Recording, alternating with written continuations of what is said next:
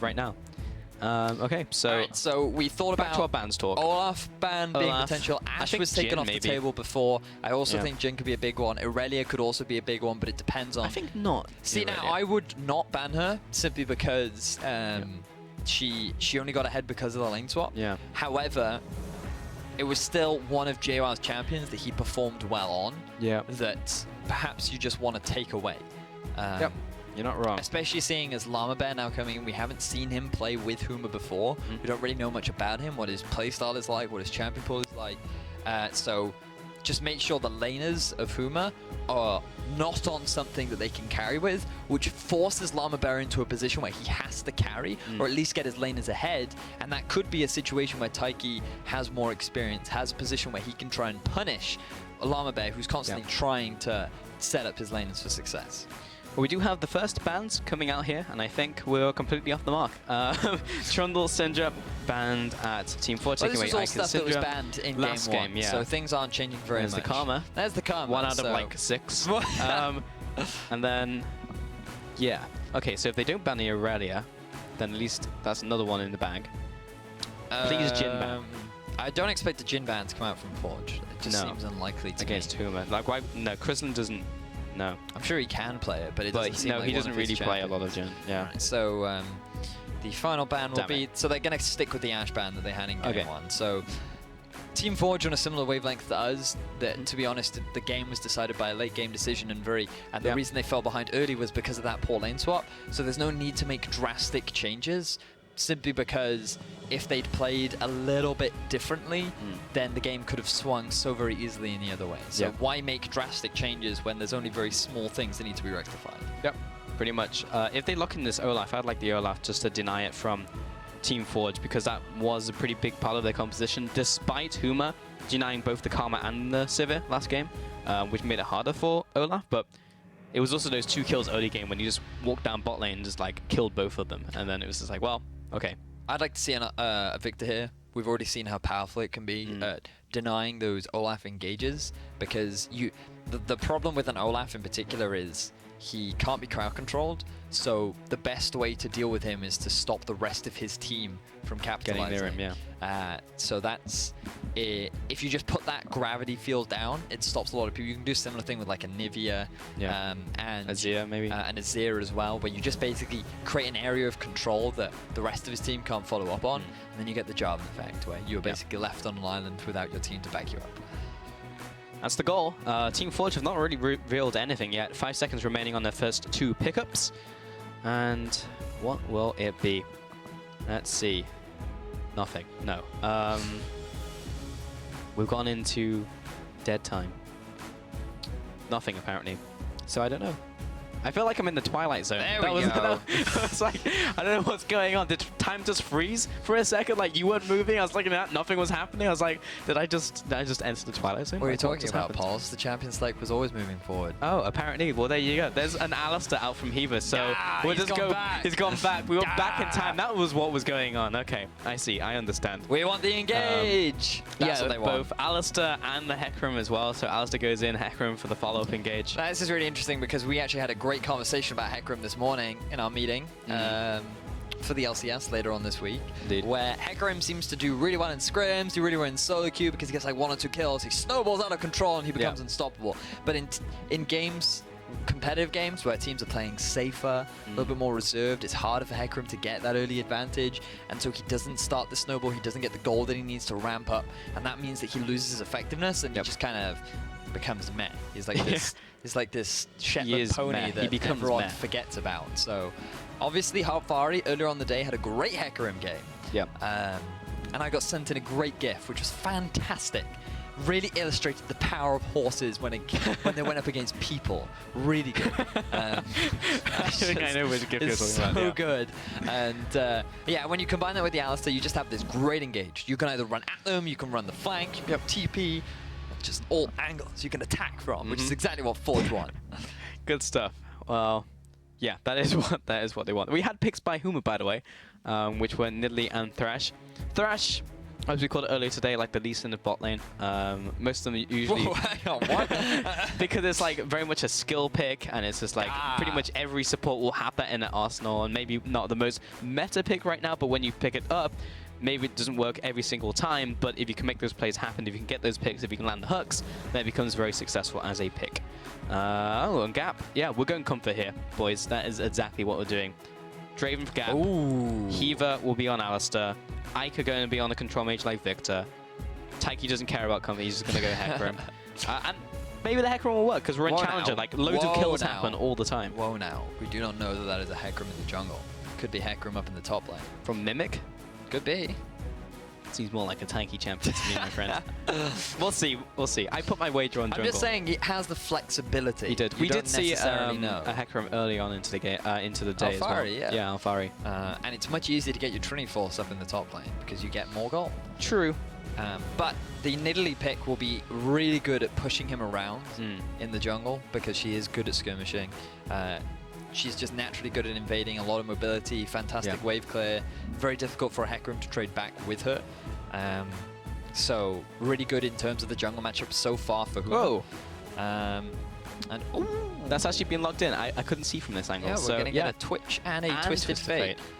Huge amount of pick potential right there. Big because surprise attack. You can make all sorts of snazzy plays with that duo pair, simply because you have the Twisted Fate ult to appear randomly across the map, and then the Twitch can just come in unbeknownst. You get stunned up, bang, there comes a rat-a-tat-tat, you get insta-killed, and it's something that you're always going to have to be very mindful of. And again, Gap on this low mobility AD carry is someone who's definitely at risk of this potential. However, into the 2v2 combo, I imagine that Huma are going to want to avoid it because no one wants the lane against a Draven.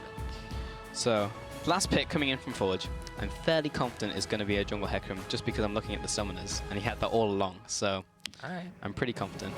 Unless last Mimic decides he wants Hecarim. Well, 2 seconds remaining.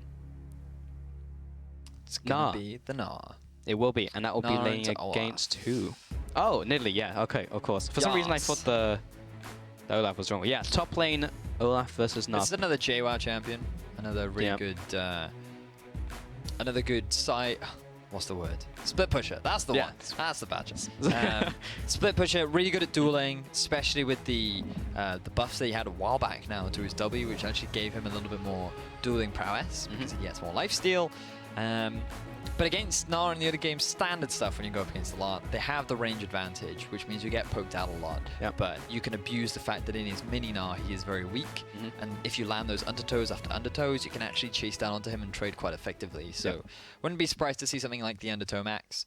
But in terms of team composition, funnily enough, Team Forge going for a big, heavy team fight comp. Shocking. Hecarim, Victor, Draven, Alistair. A good amount of engage as well. A lot of engage, a lot of crowd control. Very manly composition. A lot of setup for both the Victor and the Draven to do damage.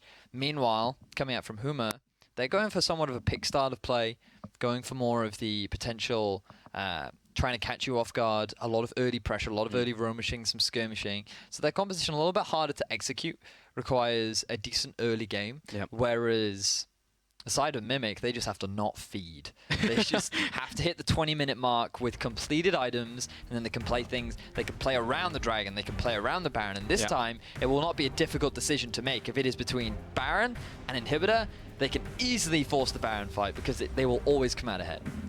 And also Llama Bear, he's on a champion that is actually decently difficult to execute, and we can really see if he can live up to Impaler's shoes. That's not the right.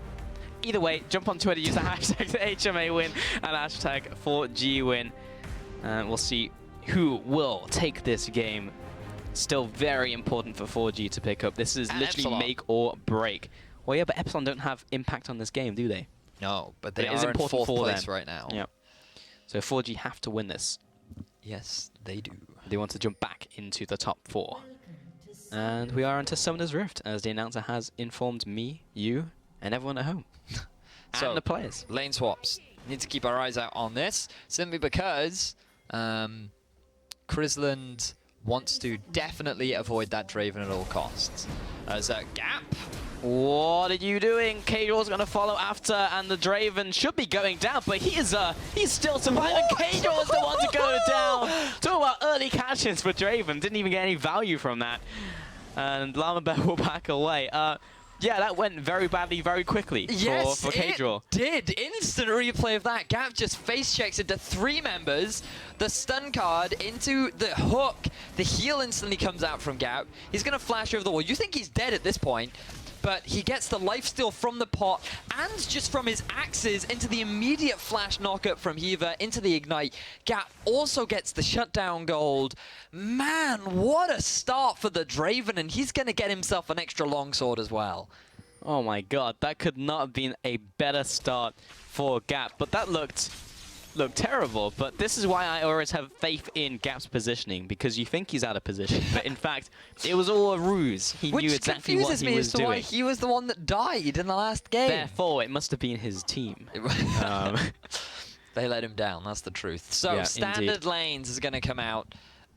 It looked like JWoww was expecting the lane swap because he'd even started on the blue with Llama Bear, and that's going to force the TP out. And this early on, it's not that much of a problem because you're not really going to force that many TP plays.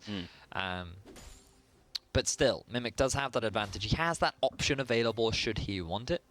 And we'll have to see how things play out. Typically, what I expect for the Olaf versus Gnar matchup is you have a range advantage, you can put a lot of poke down, but while you're in mini Gnar form, JWoww can abuse that with the undertow, especially seeing as he's got the very early level 1.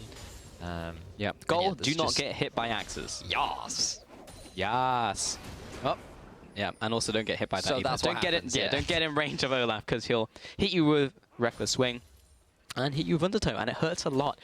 People really underestimate the damage of undertow because they're just like, oh, I'm standing behind minions, but it does not get reduced in terms of damage when going through minions, like most other abilities. There's very few abilities that do that. Okay, so Kristen actually decided to go check out the red buff. Wanted to see if he could do a bit of a sneaky play where you go invisible while the jungler's doing the red, you actually get the kill.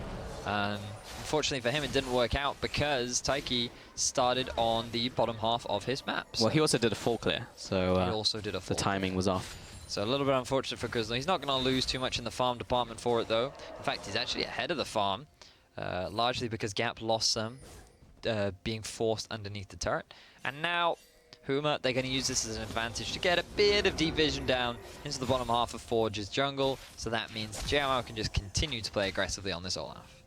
Indeed. Matchup we haven't spoken about yet is the mid lane, but it is Twisted Fate Victor. So welcome to the farming fest. The farming frenzy. The farm actually, off. Victor, now if you're like me and you're on Ignite in the mid, you actually have a surprising amount of kill pressure on a Twisted Fate. Ika's running cleanse, mate. Yes, he is running cleanse, so he's nothing like me. Yeah. Clearly, I need to have a chat with him and educate him on the ways of playing Indeed. hardcore aggressive Victor. But in any case, the cleanse makes sense, especially with the amount of single target CC. But yeah, every time the Twisted Fate comes in, the Victor actually does a great job of trading, and now Mimic, ooh, nice sidestep to avoid that spear. But yeah, basically what happens is Kadril comes in, he's likely going to get the blue card, and because Ica, he can just dodge out of the way from the wild cards, all he has to do is run up, E, the laser, which is very difficult to dodge, and then because he has the shield from his Q, that actually means he can mitigate a lot of the early damage from those, as Wendelbo. He takes a lot of damage. Cow going in, Draven going in, but he's out of range now and was ignited, but it's not enough to finish him off. And that'll be the end of that chapter. But also something to mention is, while we're on the topic of comfort picks for 4G, Kajor is on Twisted Fate, which was his big pick ages ago. Oh, of course! And we just didn't see it for a long time. Yes. So this was something that he, back when I cast him in the PGL, was something that was banned against him every single game. Yep. Even CSQ. Because of how talented he was on it. So he is going to have that back. Typically when he had it, he loved to play around the bottom half of the map. Giants under Doges is who I remember him playing for back in the day. And they had a very bottom-heavy team that relied quite a lot on their bottom lane doing well. And so they would run a lot of global comps like Rek'Sai, Shen, TF. And we're not quite seeing that this game, but Kadril on this Twisted Fate, I expect him to be putting that pressure on the Twitch because that is who you want to get ahead, because that also enables you to do like really good roaming duo pairs of the Nidalee Twitch, and also with the Twisted Fate Twitch as well. So quite a cool combo, and quite looking forward to seeing how this Twitch works out. We know the Deficio is a Twitch connoisseur, in fact. Connoisseur, damn. We've been seeing a little bit of Twitch kind of spattered about the world. Kind of mixed results, but always fun to watch. LPL play him a lot. Yeah, but in the rest of the regions, it's kind of like one every now and again. Yeah. But also LPL is just like wildly different in terms of picks. Like they played, I believe they played Italia. Yeah. Over there. Yeah, I believe so. There was also one in OPL and somewhere else. But like, yeah. Also LPL in terms of picks, like they're completely different. I remember when like Misfortune disappeared for like everyone else in the world, they continued playing Misfortune. And I was like, okay. But that's just suits their style. Very different style. Yep. And then we get to see how they compete with other regions at international events, which was very interesting at MSI, but that's an entirely different topic. Back to this mid lane, where Kajor has gone for the early Ionian boots. What is with people going for the early Ionian boots today? Nidalee picked it up, Kajor picked it, we saw an Olaf do it earlier. So, they're cheap boots. They give you valuable cooldown reduction, which is always helpful. Ooh, forget that. One-on-one. Kajor getting chased down by the Chaos Storm, but Llama Bear is here to help him out. Taiki going to charge into this fight and do a whole lot of nothing. So that's a cleanse traded for Ghost. Kajor not going to be spotted out in the bush. Actually, really good of him to just back there because you get back to base sooner. You can quickly buy up your items. He's also going to go for the very early Ionian boots, and it is because they're cheap. They give you valuable cooldown reduction, which is always a helpful stat to have because it enables you to spam your abilities more. It's always great. But also it gives you movement speed. Yeah, solid play-by-play analysis. But the early movement speed, tier 2 boots, is just also very valuable in the game right now. Yeah. Rest in peace, Swifty boots. Yes, used to be picked up by everyone. Last game on Gap. Yep. So still good. Completely. No, but there was a time before the nerfs where like literally everyone picked them up because they were like for the same reasons you just listed: cheap boots and super efficient, and nice to pick up in the early game. So, Ionian boots filling that void. 8 minutes in, we had that one kill at the start of the game, which probably shouldn't have happened, but did anyway. Gap picked it up and got the extra 50 gold, of course, from his passive. Given that he did have that lead, I'm surprised that they weren't able to pressure down a little bit harder on this lane. Yeah, especially with Healer. I suppose the thing you have to be mindful of is in the Thresh Alistar matchup in particular, is every time the Alistar goes in, if he then when he tries to back away, that's when Thresh can go for the re-engage, and so the Alistar is in a bit of a dangerous spot. So unless they go in for the all-in, it's actually quite difficult for 4G to just hard commit to a fight. And in terms of trading, if Gap just oversteps ever so slightly, there's the risk of him getting hooked. So yes, while he does typically come out ahead in the Twitch versus Draven matchup, it's because of the presence of that Thresh that he has to play a little bit more defensively and cautious. Yep, crazy risky to go in. Also, flay is a thing, so you headbutt in, get flay back, or and then when you run away, you get death sentence. So gotta be careful. Mid lane still training back and forth. Slight advantage to Ica. Slightly superior wave clear, of course, from the E, the Death Ray, and Aftershock. And Taiki's kind of just been roaming about the map, trying to make things happen. Haven't been really successful, but neither is Llama Bear. But he has been slightly out-farming his counterpart because he is Nidalee and Taiki is Hecarim. So slightly faster jungle clear. The thing is about Hecarim is his wave clear is actually not that slow at all. After he gets a couple levels in queue. But he, I think a large part is actually because Llama Bear's been pretty aggressive with his jungle style, so he's been stealing a couple of the camps away from Taiki, which has hurt him. But here we go, playing the bottom. TP coming out from Kajor, flash, and the stun Mimic should be going down, but the other toe misses! Oh! Taiki will take out Kajor. Boom, there goes JWoww for the kill in return. A 1-for-1, but Taiki is going to run down Olaf, nowhere to go. Spirit of Dread will come in there for the kill. Double kill in for Taiki. Good start for 4G. Really nice response from Taiki to instantly burn the Ghost the moment he saw the play developing.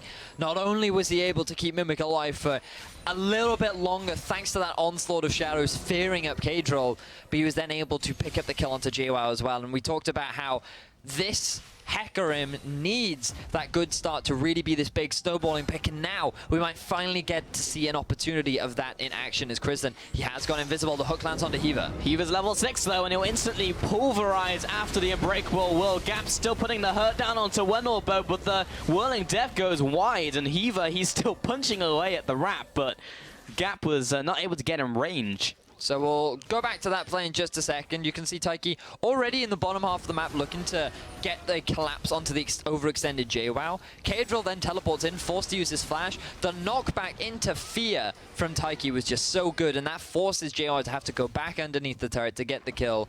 Otherwise, he would have been able to get away. But then Taiki, he's able to clean up that and get himself a double kill, which is great. Meanwhile, up in the top lane, Wendelbo wanted to go for the play onto Gap. They didn't have the vision in the river, though, which is a little bit surprising when you look at the minimap.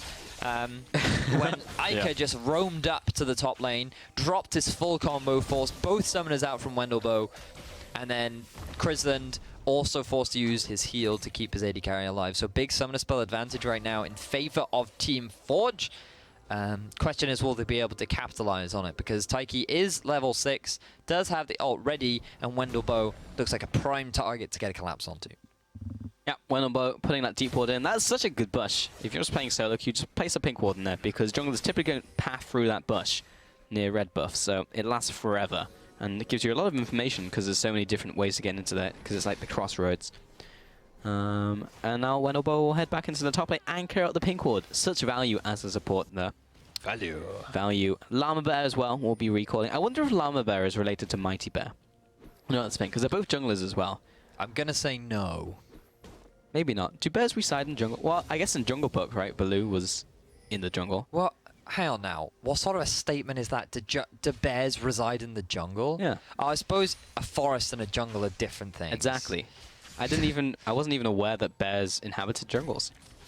They don't. They inhabit forests. No, but what about Jungle Book? Here comes Taiki into the mid lane onto Kato. Llama Bear is there to deal with him out of the jungle, in fact. JWoww is going to follow up onto Ica, but Mick just kind of appears and he'll kill him instead. Top lane are going to go toe-to-toe. The flash combo in from Heaver. Gap will come out with the ultimate. Bernie lands the first part. Chrisen returns with a rat-a-tat-tan. Gap's dropping low. He'll be taken out by Wendelbo. And Kato comes into the top lane. Where did he come from? And now Heaver will drop into the bottom lane fight. Jump over the wall from him, but he's being chased down by the wolves. And Llama Bear will flash and take him out. Things going horribly wrong for Forge all across the map, and now JWoww, he's found Taiki in the jungle, but he's getting collapsed on. Ike's trying to follow after, but I don't think either of them really want to follow after JWoww, so he'll just walk away. Wow. All sorts of action and happening all across the map, and Forge, their bottom lane has to go for the all-in. We discussed this earlier on as Ica takes a bit of damage, but JWoww notices Taiki's there, so decides not to commit.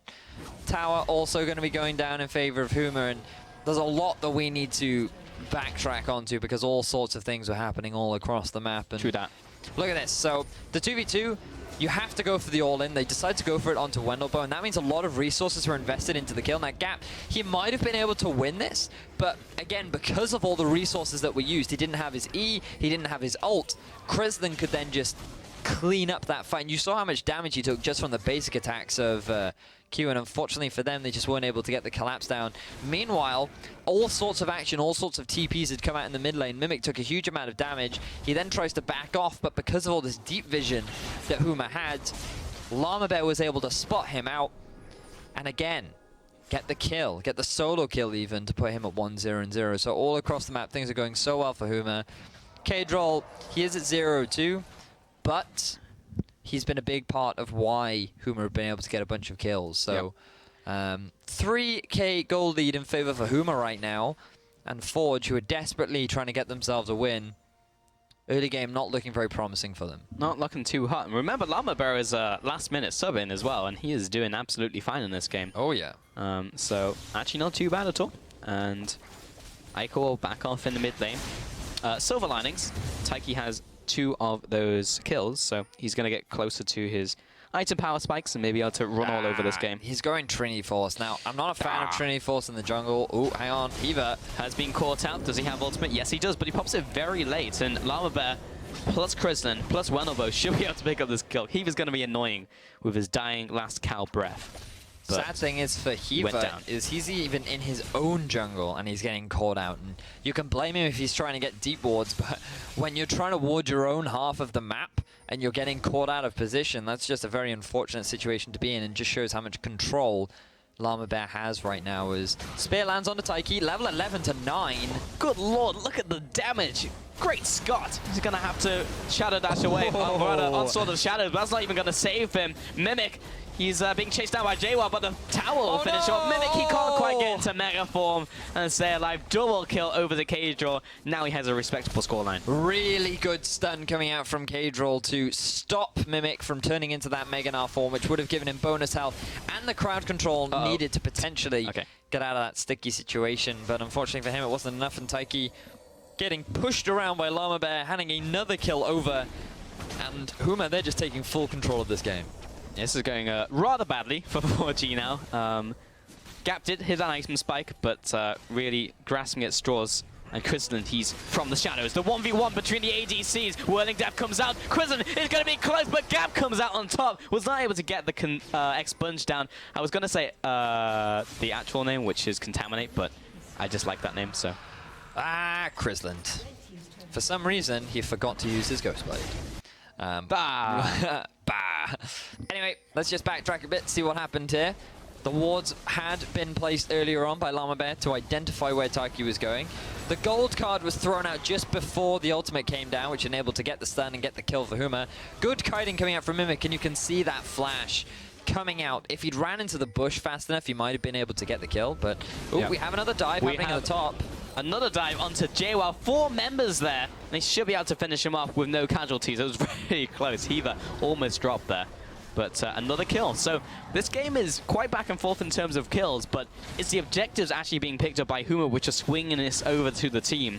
And that gold lead, of course. 4G will take this top tower, which will start alleviating some of those problems. Ica is being caught out in the mid lane. Llama Bear has found him. Crislin, Contaminate damage was massive. I mean, Expunge damage was massive. Goodbye, Ica. Rest in peace. Hello, darkness, my old friend. For 24 seconds. He'll be back soon. So, with that, actually, we're going to be able to take another tier 2 turret down the bottom lane. There's absolutely nothing that Mimic's going to be able to do about this. Split push, K-Draw is in effect. And here we go, Taiki looking for a play in the mid. A lot of damage. Oh, really nice on Sword of Shadows. He was coming in here as well, but it's 2 versus 3, and Gap doesn't even want to get involved. He's just going to allow Taiki to die. Crislin will find that one, and Spear's raining down from the side as well, in from Llama Bear. Mid-tower drops, and this is quickly getting out of hand here, Vedius, for Huma. Taiki trying desperately to grasp anything back in control of this game. He thought he'd got the pick down onto Crislin, but he was just waiting for the play to happen. He was able to get the turnaround. K-Draw was there. JWoww is TPing in, but it wasn't even needed. They get the kill down onto Taiki. They get themselves the mid tier 1 turret. And as you rightly said, Huma in full control right now. 6k gold lead, 4 turrets to 1. And Forge, they do still have a composition that scales relatively well. They're very much about team fighting, but Ahiva, he's getting caught out once again. He doesn't have his ultimate. Dodges the hook out, and Gap's coming in here now, but he does not want to be on the front lines. He does not want to be that person. At 9 and 6, currently a fairly bloody early game. So, when we were in Champions League, Pulse, yes, Vedius, there was something that we mentioned that Forge need to do to win this game. Win? That was not feed up until the 20-minute mark. I feel like they have failed in this objective. Quite spectacularly. But they have managed to pick up a couple kills in return. They just didn't get any objectives off it. It was really in the last kind of couple seconds. Taiki. Yeah, How he's to feeding. put a pony down the efficient way. Yeah. Was that a humane way, though? I'm going to go with no. Not even remotely. Yeah. Unfortunately for Taiki, this is something that Hiva earlier on experienced. Does feel like that Huma definitely going on a bit of a hunting mission for the wildlife on 4G's team. Yep. They get themselves the pick down onto Taiki. They're going to take themselves the red buff as well. And Llama Bear actually doing a fantastic job on this Nidalee as a last-minute sub. Impressive, and here comes the pick. I think this time Krillin's got the advantage. Rat-a-tat-tat! That was like 4 auto attacks, and Gap just keeled over and died. Yep, there Rest was. in peace. I mean, Gap didn't even have time to respond in time, and now Crislin, he's got the reset for that invisibility. Gonna quickly dive out of that one after pushing the wave in. And honestly, 4G are running out of options right now because they're too far behind to force any of these fights, which their composition is built around. They could potentially go for one, but when you look at this Twitch, who's level 12, has the Rat-a-tat-tat available for him as well. there's very little that he's going to be able to do. So, I mean, right now it's just a matter of Forge need to delay this for as long as they possibly can, but with Kristen constantly looking for picks. Ugh. Yep, that rat does a lot of damage. Here comes the gate. Where are you even going? Top lane onto Mimic. Llama will line up the shot as well, and that's just an instant kill. Whirling Death came out just to try and see if he could secure a kill onto Cadril as he was retreating. This is going so badly for Forge, and I was like, man, this is probably actually not too bad for them. They have a sub coming in, Llama Bear into the jungle. And unfortunately, Llama Bear went 4-0-3, 21 minutes into the game, and is doing a fantastic job on Nidalee. So, yeah, this is not going well at all for Forge, and this is really big for the team. Oh, that was ridiculously bad. Really good hook from Wendelboe. I want to say that it was prediction. I mean, to be honest, he walked into his crosshairs. You don't compliment someone for that. But I mean, like, he devastating charged into that hook. Ica, he's inside his own base, but will go down. Heaver, he's going to get the CC down onto Llama Bear, and Gap is going big now, getting the shutdowns to come in, but he didn't have the adoration stacks. Mimble come in, the hop comes out, and chasing down the Wendelboe. Llama Bear is also fairly low, but a big spear onto Gap. Mimic gets drawn in, and JWoww, can he get the kill here? Mimic, he's into Mega Form, and he may have just signed his own Death Warrant. Llama Bear's coming out, he'll pick up the kill onto Mimic, and it's all onto Gap and Heaver. They'll both flash over the wall. Wildcards are going deep. The spear between the goalposts, but Cadril will get the kill onto Heaver. Here comes Taiki. He's in from base. He does have the Onslaught of Shadows. It's his time to shine. He needs to pull the trigger. No. Taiki, no! Oh, that was so... I could see it. All four of them lined up. That was just like, oh, the most delicious ultimate of all time, and he did not pull the trigger. And they had nothing. Literally no summoner spells, no ultimates. There was nothing to stop You're back up against the wall. You might as well just go in. Ultimate. Anyway. Okay, take me through this one video. So Ica, he wasn't expecting the pick to come out from Kristen. He gets popped very quickly, but Gap's in a good position to start the cleanup, and he wants to hard commit here, but with the lack of crowd control, they can't really go for it. Wendelboe demonstrating such great patience here because he holds on to his exhaust up until the last moment. He notices that Gap and Heaver have disengaged, and now they feel like they have to come back in to try and save their top laner. But that's bought enough time to Cadril to join the fight. He then gets the stun down. They get the kill onto Mimic. Double flash into very narrow spear. And then Cadril with the flash is enough to get the cleanup kill. And then we missed the fact that Taiki could have gone for that ultimate, but unable to get it. So right now, 16-7 in kills for Huma. Things are looking almost impossible for Forge to come back. The only way they can come back is one really big team fight. They have the composition to enable them to do it. But even still, I mean, if you just compare team fights right now, 5v5, Kristen could just win the fight on his own. This is still like a shocking result for Forge though, because like coming into the week, or even coming into the split, I was like probably going to be top 3, and now they're very close to be knocked into 5th place. Epsilon being above them. And how devastating that they could have won Game 1 as well. Yeah. They would have secured themselves playoff spot. They would have at the very least secured themselves a spot in Challenger next split. And now they're getting completely rolled over by Huma, who are already in 3rd spot. But Epsilon, they're going to be pretty happy as Chrisland. He did a thing.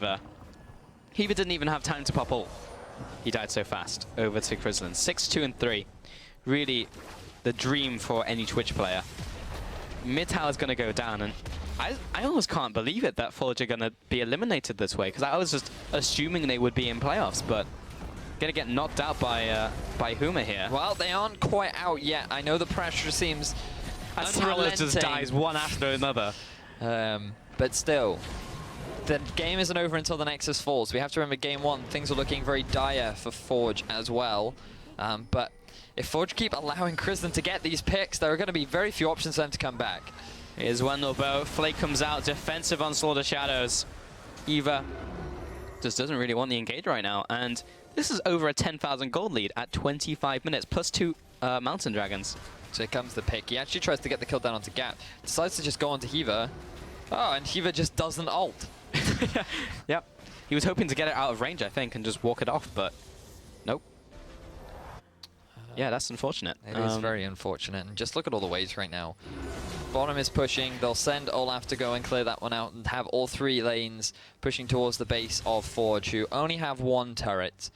They have 0 dragons. They are 12,500 gold down, 10 kills down. There's nothing on the map that they can go for. They're down in like every metric. Yep. And Huma, they can just set up for the Baron. Llama Bear, 5-0-6. I mean, where was this guy game 1? Yeah. Where was he all split? Sorry, Impaler. But, I mean, he's having a really good game. Maybe beginner's luck, we'll call it that. Beginner's luck, But yeah. either way, 5-0-6, what a game from him. And he was given the pick, really, to get himself snowballing. Almost got picked there. We'll forgive that. Taiki. Sidesteps, I guess. Hey, that's what Flash is for, man. Oh, yeah. That's what Flash is for. But, I mean, I feel like we talked about almost everything at this point with the sense that, like, what can 4G do to come back into this? And yeah. Oh, that's Flash, one potential play. Trying to pick onto Wenobo. Okay, that was clean. That was good, but that was just a support. It was. But and JWowz he's is still taking pushing. everything you own in bot lane. And now here comes Kristen once again. Oh. Goodbye. Rest in peace. Yep. Now, 4 versus 4. 1 carry gone for Team Forge. Gap wanted to go for a comfort pick, and it looks like Kristen's showing a comfort pick of his own with the Twitch. Yep. Making it work fantastically. 3 members strong for Huma in the bottom lane, and they're going for the inhibitor. Mimic tag by the undertow, and the combo in from K-Draw. You know, sometimes I keep forgetting that Kristen is Pinoy, because he swaps names so often. And yes, this is a Pinoy special. Hiva into the ultimate. This time he popped it. K-Draw is getting chased down. Oh, actually, this could be a good pick, but the heal, not going to keep him alive. Llama Bear going big onto Ica, and no one can really deal with JWowz. Spear from nowhere will take up the first kill, and Taiki, he's ticking down. No one's got a heal? Wait, Gap had a heal. He just didn't pop it, he just didn't care. Yeah, zoom in on Gap. Like, why? He could have saved him, he literally could have saved him. Huma going to take the mid tower, Huma going to take the middle inhibitor. Not tower, middle inhibitor. Yep, and they could very well move to the bottom inhibitor straight after. They still have 4 members to 3. There is no real damage on Team Forge right now, and at 27 minutes, Huma are displaying their dominance. There is nothing that Team Forge can do. And to be honest, there were a couple of good pick potentials available for Team Forge. Ica getting a kill down onto K-Draw. But by Jove, sir, I believe that this is good and well over. By Jove, they've got it. This in the bag. 2-0 would be the scoreline here. 28 minutes in. It's going to have to be the comeback of the millennia. Oh, this is very far back. Yeah, there's the pick onto Wendelboe. Yeah. Quickly speeding along and... Oh, golly gosh, right there. Golly gosh. Nothing you can do. Really good collapse. Good pick as well. And then this is where, yeah, we see a little bit of an overcommit. Ica tries to get the pick down onto K-Draw, who goes underneath the turret, uses the stun aggressively, and then he gets slowed up by the gravity field, at which Ica, keeping him in the Chaos Storm for such a long time. JWowz knows he has his ultimate, knows he's level 14, and can just tank all these people up and not give a care in the world. And then the poison... yes, he could have. There were lots of opportunities he could have healed there. There was a good 2 seconds of opportunity. Yes. But Gaff was like, you know what? I need this heal. He might not have looked at him, to be fair. He might have just been looking at the turret to just get back to lane. Oh, maybe, and that's something that I do, where you don't just follow your character as you're leaving. Oh, Mimic is trying to defend base, but unfortunately not that good at tower defense, as it turns out. Top lane, Hero and Gap trying to get a pick onto JWowz. They will literally get 2v1'd. Yeah, they're reconsidering their life choices. Gap. Oh no, this is not even a pick anymore. JWowz is going to kill Gap one-on-one. He jumps over the wall. Llama Bear and K-Draw there to meet him. He's popped his ultimate, but JWowz doesn't care. He's got true damage. Wendelboe, Flash, Flay, ultimate, and Taiki will try and speed away. K-Draw is there to block him. Actually red cards him, so he might be able to stampede his way to victory. Oh, maybe not. Double kill in for Kristen. He's going to stealth up again with the reset. Goodbye, Taiki. Goodbye, 4G. And goodbye chances of getting into the playoffs. Huma, in what was a completely dominant game 2, are just going to completely stampede all over 4G. I can't believe I just watched this game here, Vedius. And that is going to be the 2-0 going over to Huma, solidifying themselves in 2nd place, I believe, because they would have gotten the 3 points. That would have propelled them up to 8, put them ever so slightly ahead. And I mean, wow, what a performance from Huma. Yeah. Pretty much. I mean, that second game was just a ruffle stump. There's no other way to put it, really. I mean, like, Llama Bear just went ham in the jungle. Every lane won. Casual, okay, he didn't have no spectacular scorelines ever, but he just set up every other lane, did casual things. I mean, that was pretty much it. I was just like, huh, yeah, Huma don't really care anymore. They just subbed in Llama Bear. And then he just 0 and like, 7. Just killed everybody. And 4G, I mean, like, it wasn't even like they made dumb mistakes in the way that, like, our second series went. Like, people just, just walked into mid lane, got auto-attacked to death by his ears, Like, they just got picked, and Huma just made really good plays constantly. That was a really weird game. I just wasn't expecting that. The pressure got to them because they knew that they were now under the fire. They just lost a very close game, which I'm sure they were aware of that they could have won. And then now they just play this one and they get destroyed. It's just kind of mental because, like, Epsilon we've always seen as like a bottom of the table team. Team Forge we've been seeing as a team who could potentially fight for like second, third, fourth, And it's like, what seed are they going to get? 5th place. But this is why getting 2 zeros are so important in these best of 2 formats because you have to.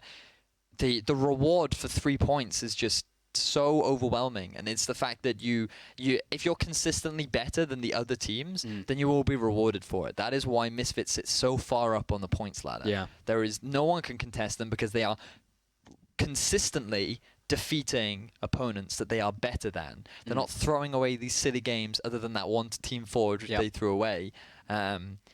Whereas we've seen from every other team in Challenger, it's like we're even seeing in the LCS, teams just not being consistent enough to maintain those points. And unfortunately for Team Forge, they needed this. Obviously, Team Huma were the better team on the day, and arguably just have more consistently performed throughout the split. But Huma, the fact that they weren't able to win a single game, they have only gotten ties throughout the split, is just because you get rewarded for consistency. And fortunately for Epsilon, they played well when it mattered, and they were able to take ahead.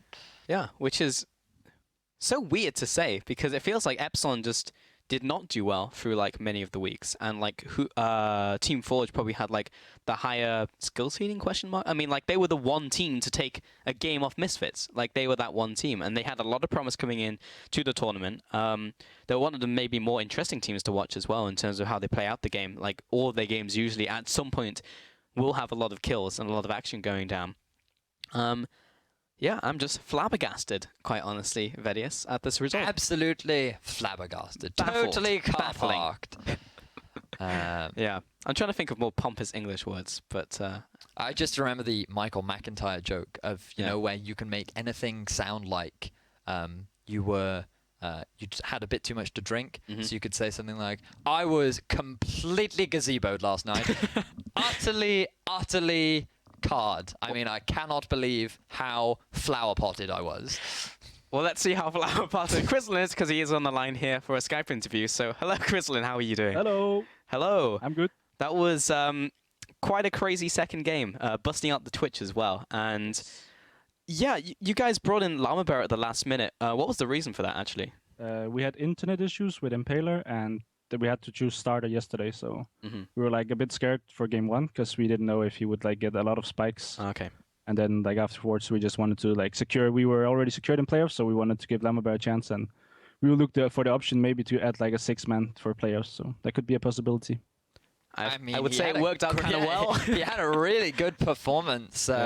Is this his style of play? Is he normally that hyper-aggressive jungler that likes to be in the enemy jungler's shoes, or is that just largely based on the matchup where he had the Nidalee this game? He's normally like he usually favored the Nidalee, Kindred, and Lee Sin. So he was always aggressive like when we had him in the first place. So it just fits his playstyle the best. And to be fair, I think that fits your playstyle because you guys playing hyper aggressively recently. Want to quickly backtrack to game 1 of the series because it was a very tense game. You guys went to 56 minutes, and I'd love to know how you guys as a team handled getting pushed back after you had such a solid lead and were able to eventually take the win. What was your mentality throughout that 56-minute game? We were all like after we got the 2 inhibs and they kind of came back. We were just like. It was a matter of time before we got like the right engage with Gragas, where we could like split Jhin and Casio up, but where we could just insta-kill one of them, and it happened in mid. So like we were patient enough because our champs were still good for late game, like Sivir and Victor. So we were really confident in the game. It was just a matter of time before we got the right engage. I also want to ask you about like the league in general, because it seemed like, of course, you guys knocking out Forge. What was your opinion on them and also Epsilon coming into the playoffs now? Because Epsilon, of course, managed to secure that 4th spot. I think Epsilon was pretty bad in the start, and they improved a lot like in the recent weeks. And I actually think they deserve the playoff spot more, because I think they can do more to like against Misfit than 4G would be able to do. So I'm kind of happy that they kind of like got to playoffs, and like we're kind of the reason why they got in. So yeah, pretty much. So that's actually interesting. I'll be looking forward to that Misfits game next week. What I would like to know is how you are feeling about your game against Millennium in the playoffs, because Millennium have actually had some pretty impressive performances. Last time they weren't very successful in their game. I do actually believe they were the team that lost to Huma last time. So are you going to look to try and repeat that performance? I actually played them last Challenger split in playoffs, where when I was playing with Copenhagen Wolves, and we like trioed them. So I'm pretty confident going to the series. Like Kato also played that series, so I'm really looking forward to the best of 5 with them, and I think we have a good shot winning against them.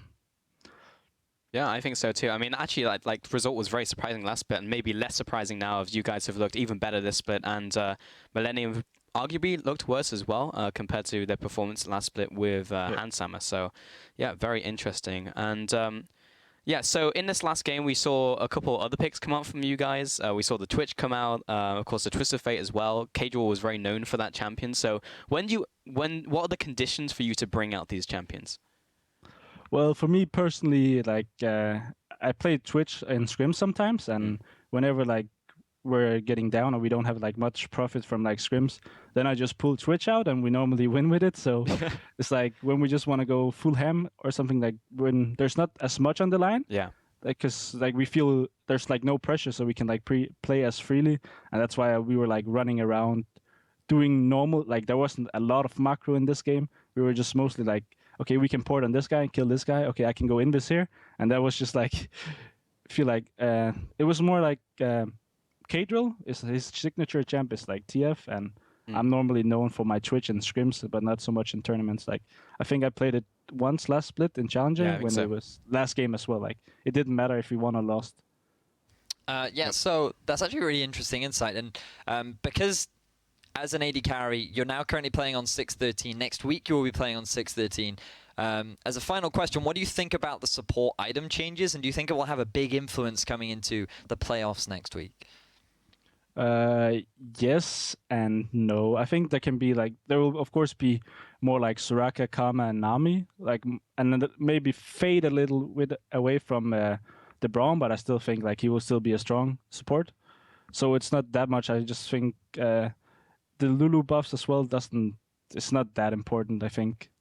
So, but I think the support item will make like more sustaining supports and shield supports rise up like more than they even were.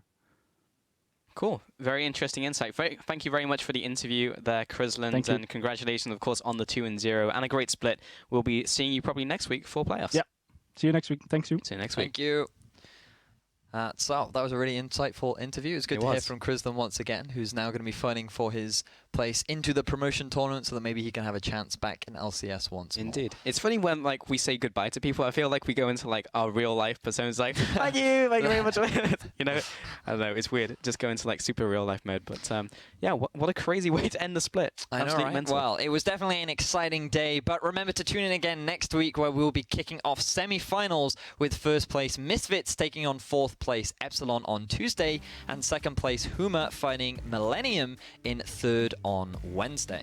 And you can see the playoff bracket on your screens just disappearing, but it is going to be quite an exciting one for sure, and I'm definitely looking forward to the playoffs next week. Yes, it will. And it's kind of confusing, but if you want to see that schedule once again and for more information on the Challenger series, you can head over to eu.lolesports.com, and then you can get all of that, articles and VODs, and if you missed anything from today, with a lot of interesting games today, but also a lot of cool games as well. So make sure you check that one out. And also, you'll want to tune in again at 2 AM CET or 5 PM Pacific time on Wednesday for Prime Time League, which will be airing. Yeah, and after that, the North American Challenger Series, where Nova takes on C9 Tempest, Enix versus Team Liquid Academy, and Dream Team versus Apex Pride, starting Thursday at 3 AM CEST, Wednesday at 6 PM PST for more Challenger Series action. lot to tide you over towards LCS, which will be on Friday and Saturday, remember, guys? So don't turn up on Thursday and be like, where's my LCS? Like, we will be on Thursday and Friday. So with that Challenger Series regular season concluded, we're going to make like Nami and wave goodbye from myself, Vedius, Deficio, and the entire live broadcast team. Thank you for watching, and we'll see you next time. Wave. That's a very early